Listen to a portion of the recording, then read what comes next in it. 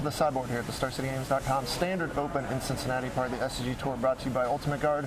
I'm Nick Miller. I'm very excited because this was a great finals to watch. I'm here with our Standard Open champion, Michael Hamilton. Congratulations. That was one heck of a game one in the finals. Thanks. You get a little piece of hardware to go with that. Nice. And now you said you've been testing this deck online, for the majority of the week, thanks to the new system. Yeah. Magic Online has the new cards early. Yeah, it's You've been great. kind of brewing this control deck. How'd you come to this configuration? Well, I ran one league with blue-red, just the normal Gear Hulks, a bunch of Gear Hulks, counter spells.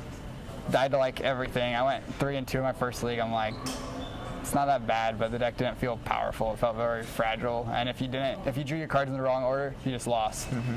So I was like, everyone keeps killing my Gear Hulks, and the deck's not that strong anyway. So I added white to the deck and put some Planeswalkers in. I'm like, no one's killing Planeswalkers, and it just kind of went from there. I kept tweaking it until it came to this. It's not perfect, but right. You see 4 colors, and you think, we're going to see the new Hour of Devastation, that kind of thing. Mm-hmm. But then you look at your deck a little deeper. You have your own Nicol Bolas, but you have a bunch of other Planeswalkers, so you can't go that route. So the white splash allows you to go to Fumigate. Then you get to kind of clean up the board with that while keeping your Planeswalkers. And we saw, in all the games, your Planeswalkers did all the heavy lifting.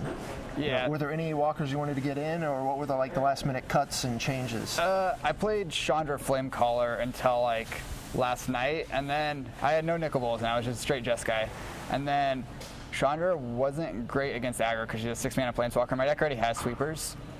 And then she wasn't great against the control decks either because she was 6 mana and all she did was damage, and she's just 6 mana sorcery that doesn't win the game automatically.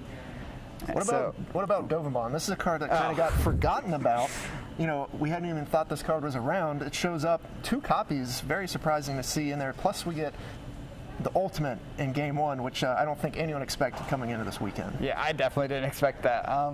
Dovabon, he was just overperforming consistently. He just sits and plays, draws you cards, keeps their best creature from attacking you, so they have to play another creature, and then you just sweep him away. And then he was just really good. So yeah, the ultimate there, clutch in the end of game 1. He couldn't activate Westvale Abbey, so that threat was basically neutralized, and you were able to just pin him under his mana to find the way to win the game. When you're digging there, I don't think Nicol Bolas could have been any deeper in your deck for that to be a win.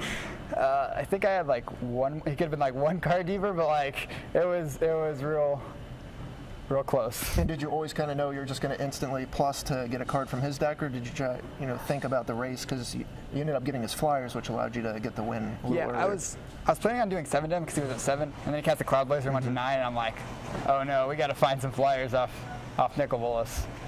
Well, they were there, yeah. So it was pretty good. Talk about your weekend. You had a pretty great run. You only had 2 losses. You lost to your finals opponent in the Swiss in a super grindy affair, no surprise there. And you lost to Mono Red, right? Yeah, so in the Swiss I lost to him. That matchup's super long, super complicated. There's a million decisions. I made tons of them wrong, both there and in the finals. Sure. Probably less in the finals, but attacking with the Gear Hulk was really bad. The deck just played really well. People can't keep a bunch of removal on for your Glory Bringers, otherwise they just die to your value plan. And the Glory Bringers and Spellquellers are really good post board. Right, that's what I was going to say. The Glory Bringers seem so good. I'd want the main deck, but then as you mentioned to me before the interview, you can't have them in the main deck because they're just going to die to all the removal spells. And then you come in and you just running people over with dragons and angels and all these things. So yeah, people have a bunch of Grasp, a bunch of Harness Lightnings main board. They just all come out post board, or most of them come out, and then the Glory Bringers are good then. So you got a tournament win under your belt here. You said the deck wasn't perfect. What are you looking to fix right away? 4th Wandering Fumarole. That card, you never activate it game 1, but post board when you're on the creatures plans, you're racing a lot, and just you need to have that land. Anything else? The sideboard, the Gideons weren't even that great in the control mirrors, so the Gideons should probably come out, but I don't know what they should be. All right, well, for the first week, the deck looked really good. It was very powerful. You did a lot of things that no one was really ready for. Yeah. And you got a trophy. Any final words or thoughts? When no one has any answers to Planeswalkers, they are very good. All right, well, you proved it this weekend. Congratulations one last time. Thank you. I'm going to send it back over to Ryan and Matthias to wrap it up here in Cincinnati.